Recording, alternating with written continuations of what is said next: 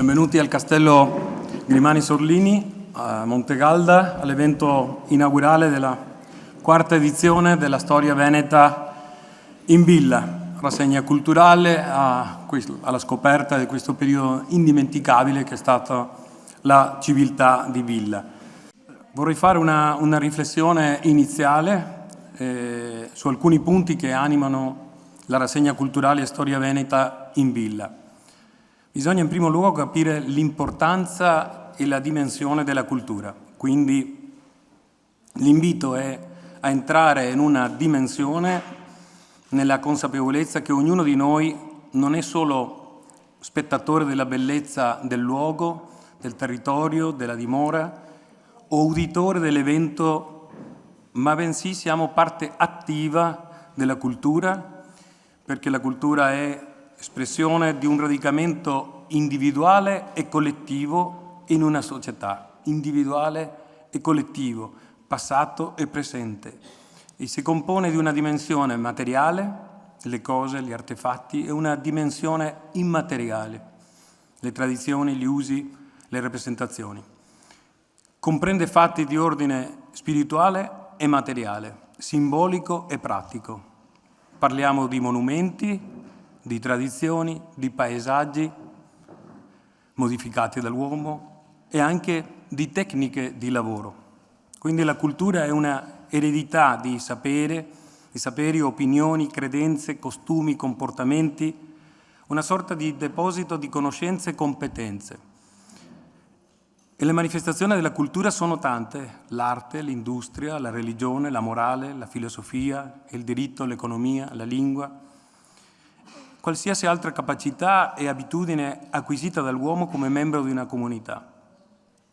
La cultura è processo e non solo risorsa, è costantemente ricreata dalla comunità. La cultura è un bene di tutti, è un grande valore anche se non misurabile. Infatti al vertice del sistema legislativo italiano abbiamo la Costituzione, l'articolo 9 impone alla Repubblica, non allo Stato, di tutelare il paesaggio e il patrimonio storico-artistico della nazione.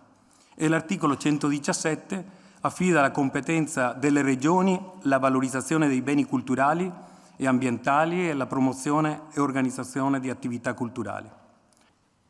È così che ci troviamo al Castello di Montegalda, custodito dall'architetto Adelmo Barlesi, che ringrazio per l'ospitalità e la disponibilità ad accogliere la rassegna.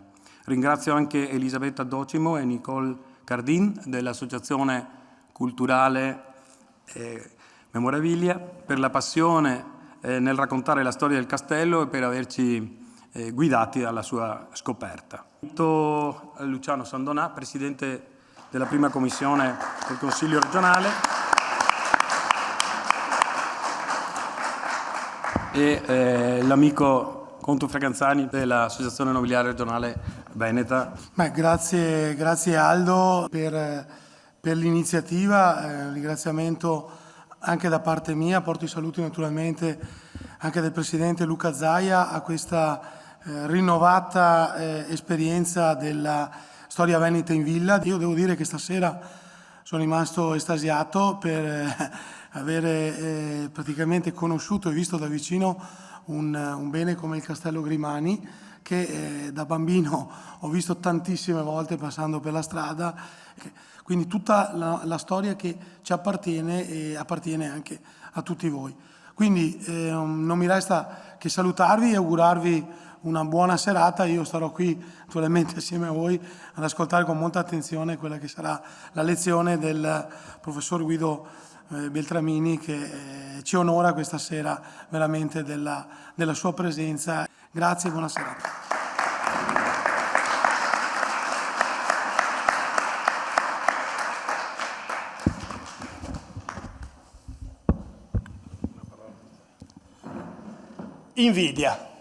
Invidia, il senso della più genuina e originaria invidia si è trasformato nel bruco del rancore che a scatti gibbuti ha risalito il mio esofago entrando qui stasera.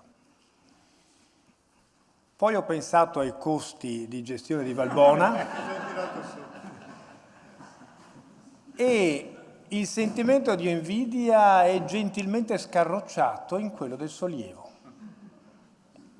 L'associazione nobiliare che presiedo indegnamente da qualche anno, succedendo a Marino Zorzi, non è un manipolo di facinorosi, raccoglie i discendenti delle famiglie antiche del Veneto che hanno avuto un ruolo, ma che soprattutto conservano un archivio che viene messo a disposizione degli studiosi. L'associazione quindi promuove gli studi storici in questo settore, pubblica una rivista che vede nel suo comitato scientifico il professor Guido Beltramini e ne siamo onorati. Posso anticipare che la rivista da fascia B dal Ministero è in candidatura come fascia A, e questa è la seconda cosa. Abbiamo anche ricevuto delle ottime donazioni ereditarie recentemente, per cui bandiamo delle borse di studio perché i giovani ricercatori possano riordinare le carte delle vecchie famiglie e offrirle per quell'idea di patrimonio culturale che non ci piace dire condiviso, ma partecipato. Ciò detto, intelligenti pauca, e quindi restituisco la parola a chi ha voluto darmela, ricordando la cosa più importante, che le radici profonde non gelano.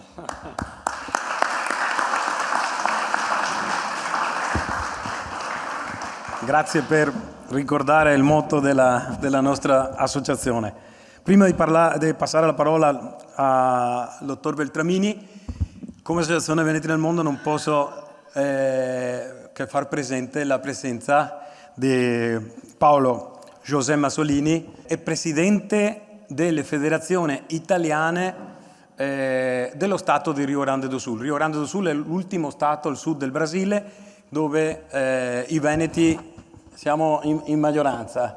Vi racconto solo questo, è un dettaglio, ma dopo che uno passa per Nuova Bassano, Nuova Vicenza, Nuova Padova, no? A migliaia di chilometri di distanza, dove parlano l'italiano, questa coinè veneta, con lombardo, trentino, eccetera.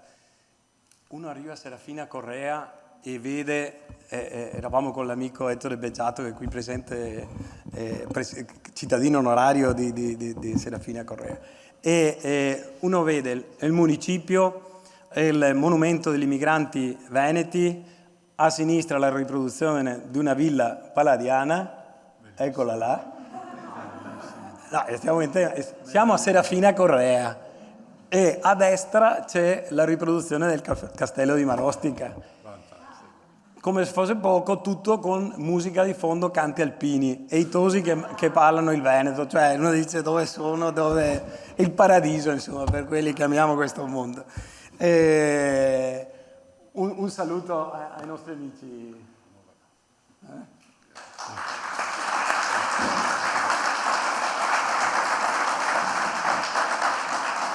Ringrazio questa opportunità dell'amico Aldo e di Pavoati, che siamo contenti prima di tutto per la prima volta vedere un castello che posso anche dire dei nostri. Sono della terza generazione, non le fiole della quarta generazione, e che abbiamo un profondo sentimento per la storia dei nostri antenati, per quello dobbiamo tenere viva la cultura della migrazione italiana in Brasile e anche la lingua, perché se la prima identificazione di un popolo è la sua lingua, e se finisce la lingua finisce la cultura. Parlo di questo perché è un momento speciale di parlare di questo, ma la Serafina Correa, il paese dove siamo nati, ha una nave che è il più grande monumento dell'immigrazione italiana eletta in Rio Grande do Sul, che è la parte più meridionale del Brasile. E questa nave ha un globo grande che dice la vecchia Italia. Per Soras è il nuovo mondo, il vecchio mondo e il nuovo mondo. E un guerriero, rappresentando il cavallo, il ferrero, una femmina con un bambino, tutto fatto a ferro. in altre figure. In questa nave vuol dire, se parte il vecchio mondo per fare un nuovo mondo. Questo che siamo noi italo-brasiliani. E solo un fiume, un sindaco, grazie a Dio, è mio fratello Sergio Massolini, che ha l'idea di fare insieme a Geraldo Piccini, da mia pendente Garze, e Duarte Rotava, gente che ha cognome italiano, a fare i monumenti. C'è Castello Inferiore di Marossica, la casa di Giulietta, dove c'è una casa di danze che si chiama Giulietta Invenenata, per via di questa storia famosa, e parte inferiore di Castello di Marossica.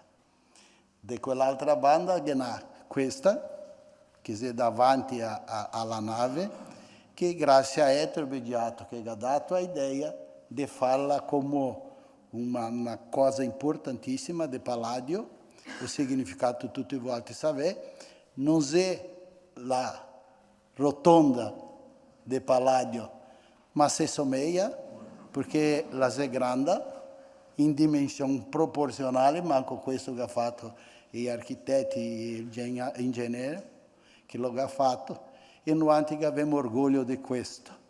È emblematico il sistema di un simbolo di Italia e la nostra terra. Grazie. Do subito la parola a Guido Beltramini, che è un amico, non ha bisogno di presentazioni, però ricordo che è il direttore del Centro Internazionale di Studi di Architettura Andrea Palladio, centro internazionale che ogni anno ci regala non solo dei bellissimi eventi, ma della vera ricerca. Ho potuto partecipare a certi corsi e veramente è un fiore all'occhiello non solo per il nostro Veneto, ma a livello europeo e mondiale. Il titolo di oggi, La nascita della villa nel Veneto. A te la parola. Grazie Aldo di farmi aprire questa rassegna che avrà poi grandi... Allora, la domanda a cui vorrei rispondere insieme oggi è come mai in Olanda nel 600, in Russia nel 1700 e negli Stati Uniti, pochi anni dopo, sorgono sostanzialmente delle coppie di ville palladiane. Perché? Com'è possibile? Nel caso della Casa Bianca, sapete, il problema era come si costruisce la casa del Presidente degli Stati Uniti, una nazione che aveva vinto una guerra contro un re. La casa del Presidente degli Stati Uniti non poteva assomigliare a Buckingham Palace o a Versailles, doveva essere un'architettura repubblicana. E quindi ecco che Thomas Jefferson ragiona sul fatto che la Repubblica è la Repubblica di Venezia, e per questo la Casa Bianca, la casa del Presidente degli Stati Uniti, ha la forma di una villa veneta. Ma com'è che Jefferson conosce l'architettura del Veneto? Lui non è mai stato qui. E la conosce grazie ai 4 libri di Andrea Palladio, questo prodotto straordinario che gira il mondo e, come dire, lo trasforma. Ma com'è nato tutto quanto? Guardate, tutto nasce a partire dal 1300, pensate, e tutto nasce per merito di un poeta. È Francesco Petrarca che negli anni 70 del 300, scusatemi, lascia Padova, la città di Padova, e si trasferisce in campagna. Si trasferisce a vivere ad Arquà. Questo vi sembrerà niente di strano, ma dovete pensare che in quegli anni vivere in campagna è pericoloso. La campagna è la selva oscura dove Dante si perde. In campagna bisogna vivere in residenze protette, come un castello come questo, e la scelta di Petrarca però è una scelta radicale, è una scelta che si basa su una grande cultura, che è la cultura romana antica. Petrarca, quando si trasferisce in campagna, pensa a Cicerone, pensa a Plinio il Giovane, pensa a Varrone, pensa lì alla famosa modo di dire romano, mens sana in corpore sano. In campagna si può vivere, fare attività intellettuale, non abbruttirsi come i contadini, lavorando, non diventando dei briganti, ma è possibile, come dire, passare del tempo di qualità in campagna, mangiando buon cibo, facendo attività sportiva, che a quel tempo era sostanzialmente la caccia, e questa idea di trasferirsi nella campagna, fatta da un poeta. Come sapete, i poeti sono come dei sismografi della storia, no? Si accorgono dei cambiamenti prima che questi succedano. E infatti questa scelta della campagna di Petrarca cambia l'idea proprio di residenze. La cosa divertente è che dalla Padova di Petrarca l'idea che si possa vivere in campagna rimbalza a Firenze, perché è Lorenzo il Magnifico e la sua corte che comincia a costruire le prime case in campagna, come questa Villa Medici a Fiesole, che sono caratterizzate, vedete, dalla grandi logge aperte. Mi colpiva venendo qua oggi, vedete dove siamo? Un castello è, come noi diremmo con un termine tecnico, introflesso, cioè un castello, vedete, chiuso in se stesso, è uno spazio chiuso. La villa è uno spazio aperto che guarda, che si mette in relazione con il paesaggio. Lo è anche il castello naturalmente quando lo guardiamo da sotto, ma vedete come siamo in uno spazio chiuso. Ecco, la villa è un'altra idea, è che mi metto e guardo la natura, ammiro la natura. Però, come dire, le prime ville non sono esattamente delle ville come ce le immaginiamo voi. Vedete, questa è la prima villa che Lorenzo il Magnifico costruisse per sé intorno al 1470, la famosa Villa Medici a Poggio a Caiano, e vedete che è ancora un castello. Pensate che quando Lorenzo il Magnifico andava in villa si portava 300 armati, per dirvi quanto pericoloso rimaneva la vita in campagna, vedete, con le 4 torri, e soprattutto vedete che la villa è come sollevata su una platea, è come se avesse paura di toccare la terra. E c'è ancora una certa cautela, infatti anche nel Vicentino le ville di quel momento sono delle ville castelli in qualche modo, vedete, perché in campagna si vive in delle alte torri a cui poi vengono negli anni aggiunti, vedete, delle logge da cui guardare il paesaggio, ma in campagna si vive protetti. Tutto cambia con l'arrivo di Venezia, perché Venezia garantisce la pace nelle campagne, garantisce la sicurezza e la giustizia nelle campagne. Le campagne cominciano a diventare spazi dove si può abitare. C'è un bellissimo quadro che ho trovato a Londra, la National Gallery di Londra, che è molto emblematico di questo passaggio, perché vedete il quadro è la Madonna che sta benedicendo un frate, ma in realtà guardate sullo sfondo, è un'immagine bellissima, vedete, perché c'è la villa castello, cioè la villa torre, dove si vive, protetti, ma in costruzione, questo è un quadro del 1503 circa, vedete, è in costruzione la nuova villa, addirittura circondata da impalcature, con grandi logge aperte sia sotto che sopra. La villa è un oggetto aperto verso il paesaggio, il contrario del castello, che invece è qualcosa che si chiude a difesa. Tra l'altro, guardate, bellissime come Previtali, che l'autore rappresenta le case dei contadini, vedete, con i grandi tetti di paglia. Rimane, come dire, quest'idea delle case castello, per esempio nel castello Porto Colleoni a Thiene, ma cosa si va a fare in campagna? In campagna i nobili veneziani vanno a lavorare, o meglio vanno a gestire le loro proprietà. Dovete immaginare che la scoperta dell'America cambia tutto l'asse geopolitico europeo. Fino a prima della scoperta dell'America, Venezia è il centro del mondo. Il Mediterraneo, luogo dei traffici, Venezia è il suo baricentro. Con la scoperta dell'America capite che il baricentro commerciale si sposta verso ovest e paesi fino a quel momento periferici, come per esempio la Spagna, l'Inghilterra, l'Olanda, diventano, affacciando sull'oceano, le nuove potenze. I veneti capiscono velocemente che come dire, bisogna cambiare. I commerci progressivamente, guardando lontano da veri uomini d'affari, capiscono che non può funzionare. Bisogna investire sulla terra. Però il Veneto del 400 non è il Veneto che conosciamo oggi, non è il Veneto fertile a cui siamo abituati. Guardate questa bellissima pala di Jacopo Bassano della chiesa di Feltre, guardate cosa rappresenta, guardate la tristezza di questa alluvione, no? Chi di noi ha vissuto le alluvioni, io sono di Vicenza quindi me la ricordo bene, vedete le cose trasportate. Il Veneto ancora della fine del 400, della prima parte del 500, è un Veneto paludoso, vanno irregimentati i fiumi, vanno asciugate le paludi, vanno fatte nuove strade.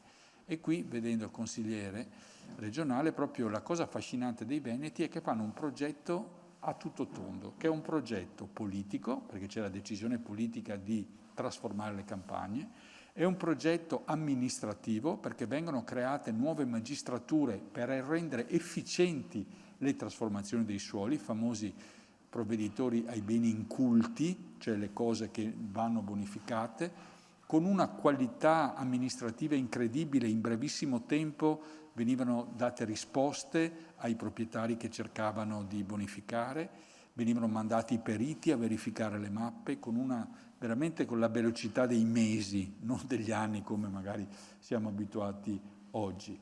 Poi è un progetto infrastrutturale, si fanno nuove strade, nuovi canali.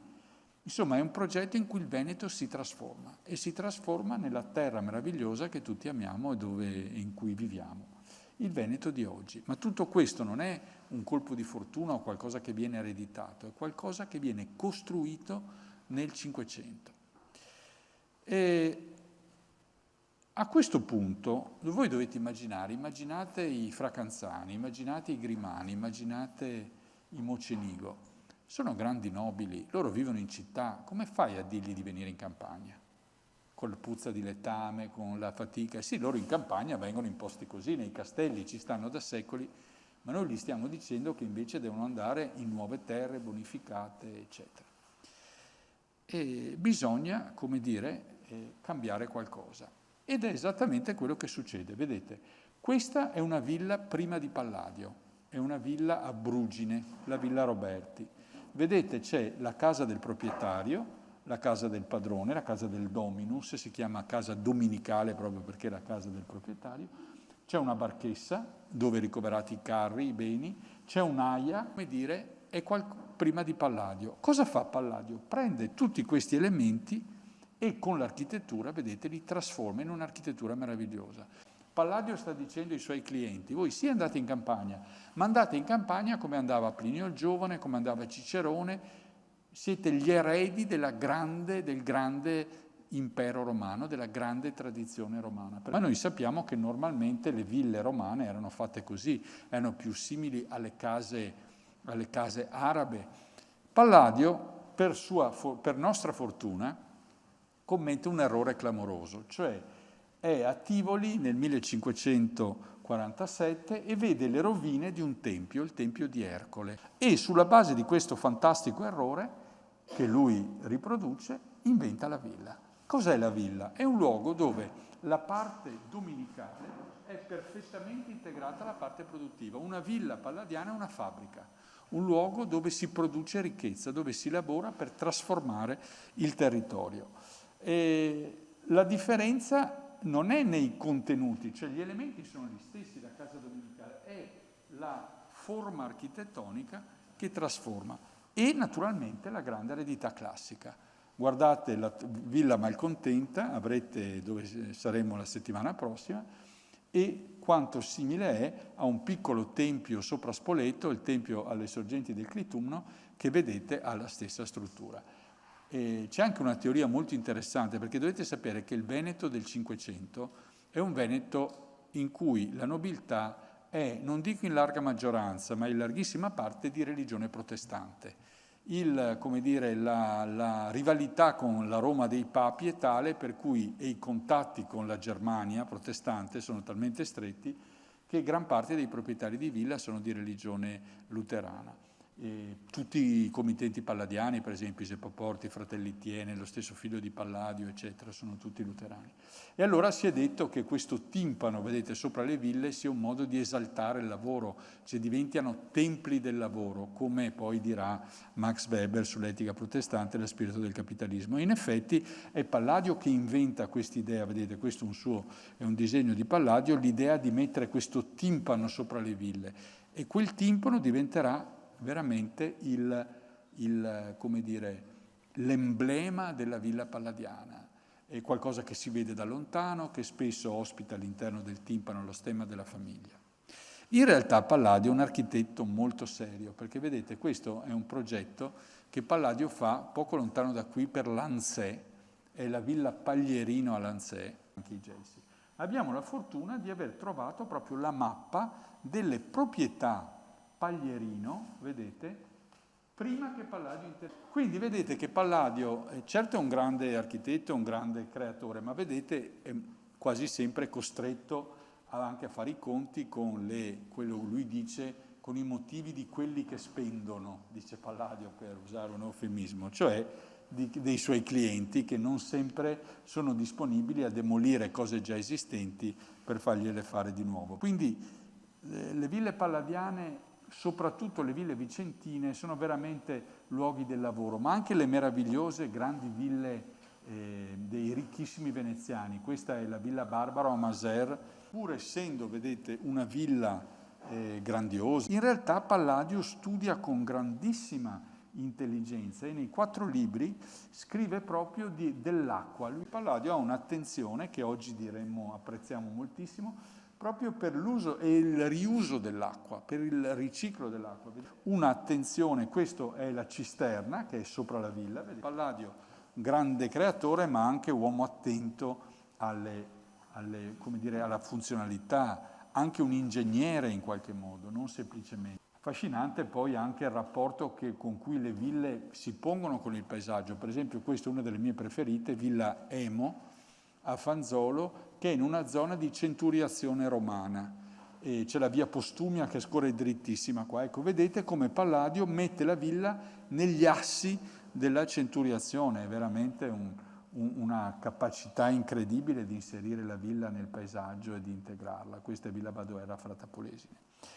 Poi la villa è anche però una sorta di belvedere nel paesaggio. L'idea di paesaggio nasce proprio grazie alle ville, la prima delle quali è la villa dei Vescovi, la villa di Luvigliano, che per la prima volta ha delle grandissime terrazze che guardano il paesaggio ed è proprio il modello che è la villa in cui per la prima volta compaiono anche sui muri dei paesaggi aperti, cioè questo culto della visione è anche celebrato all'interno della villa e il modello della villa dei Vescovi diventa la rotonda, che è una vera e propria macchina per guardare il paesaggio. Palladio dice: ho costruito la rotonda per costruire 4 terrazze da cui si possa guardare 4 diversi paesaggi. Quindi il rapporto fra la villa e il paesaggio intorno a lei nasce proprio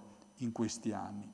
Ma com'è che, non vi ho ancora dato la risposta. Perché Palladio? Ok, abbiamo capito che è un genio perché si inventa, non solo fa un progetto concreto, ma fa anche un progetto di design sociale, perché con Palladio nasce il gentiluomo in campagna. E guardate che questo gentiluomo è parte del successo di Palladio. C'è anche però una questione pratica, cioè questo è un disegno di Palladio e, anche se non sembra, sono una decina di varianti della stessa planimetria, in cui Palladio dice: ok, potrei fare il corridoio con il cortile e la scala qua, oppure potrei fare corridoio più stretto, 2 logge, cortile in mezzo, oppure potrei fare corridoio piccolo, cortile quadrato, scala.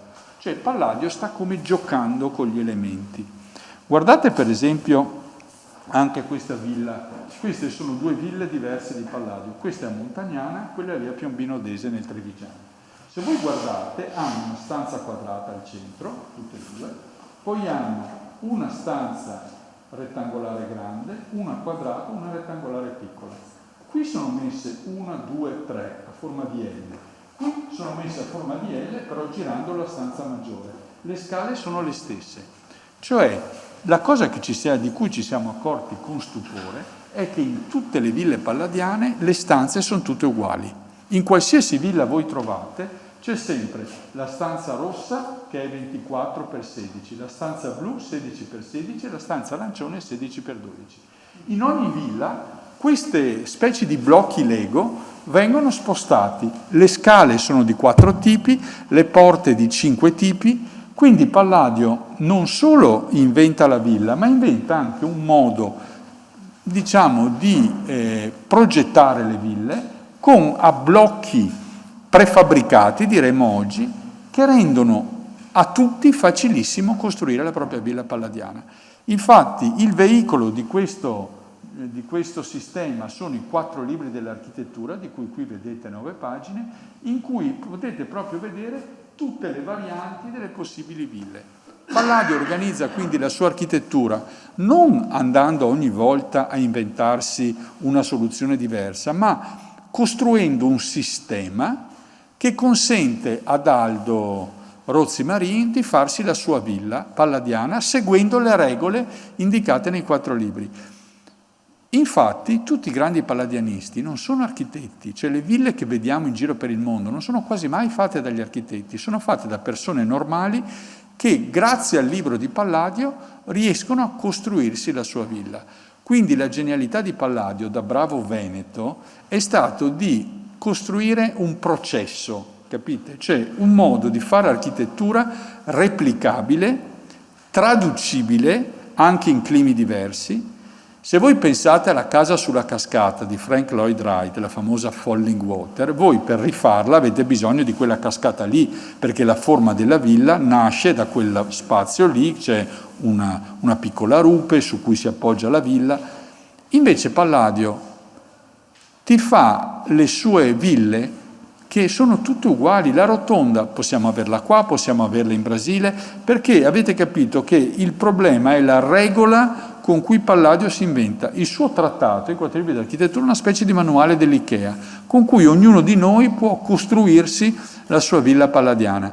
In questo è molto veneto, perché sapete che secoli dopo anche Canova inventa un sistema del genere per fare lo scultore. Canova, per secoli gli scultori scolpivano, Canova non scolpiva mai lui, faceva lui un modello di creta, poi metteva dei riferimenti e faceva fare il lavoro di scultura agli altri, cioè creando un processo creativo. Allo stesso modo Palladio, quindi la fortuna della Villa Veneta è stata proprio in questa capacità di Palladio di inventarsi una formula, un sistema che poi ha avuto fortuna in tutto il mondo, come abbiamo visto oggi, persino nel sud del Brasile. Grazie mille.